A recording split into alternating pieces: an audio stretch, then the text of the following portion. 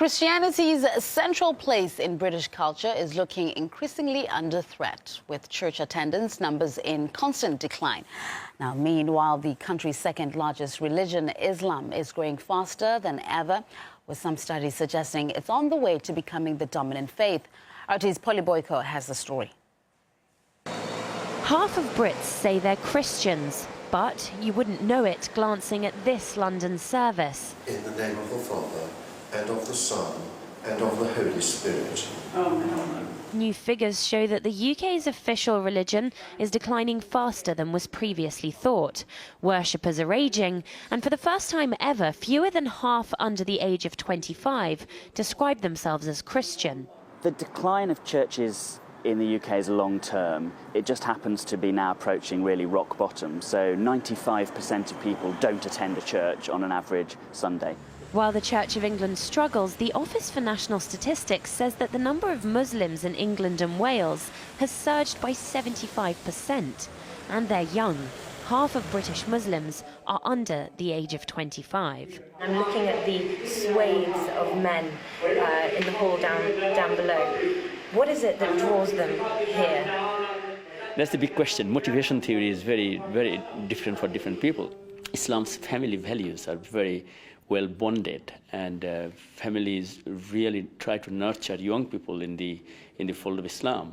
We have more than 50% congregation from the young people, because we try to deal with the young people's issues, so they feel part of the mosque establishment. Religious think tank The Pew Forum estimates that if present trends continue, the Muslim population of the UK will swell to almost double within 20 years, totalling 5.5 million. According to these figures, it means that by 2030, Britain will have more Muslims than Kuwait. It's projects such as this community-based Muslim radio station that could provide the clue as to why the religion is flourishing in the UK.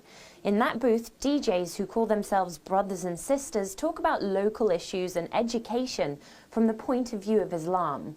Inspire started out as a special transmission during the holy month of Ramadan. It became so popular that it was established as a permanent radio station. It's actually a lot of pressure on the husband, don't you think? It comes with an Islamic ethos that we won't do anything which is deemed non-Islamic on air. Hence, the music element, one may question about the fact of the music that we play on the radio station. We won't have your mainstream music playing on there because majority of it isn't deemed Islamic. We wouldn't advertise anything un-Islamic in the sense that we wouldn't have any adverts for alcohol. We won't have any adverts for, say, for example, gambling, all those kind of things. According to academics, it's the obedience that Islam demands from its followers that's made it more appealing to worshippers and converts from other religions.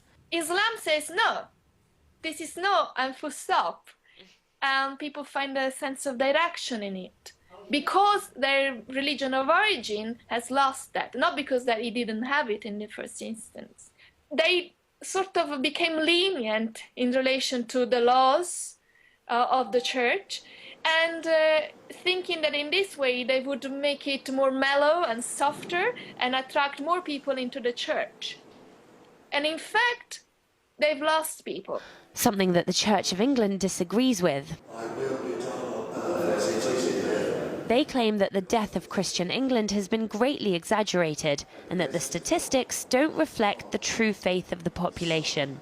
And yet there are demographers that say that if current trends continue, Islam could eclipse Christianity as the dominant religion in the UK in as little as 10 years' time.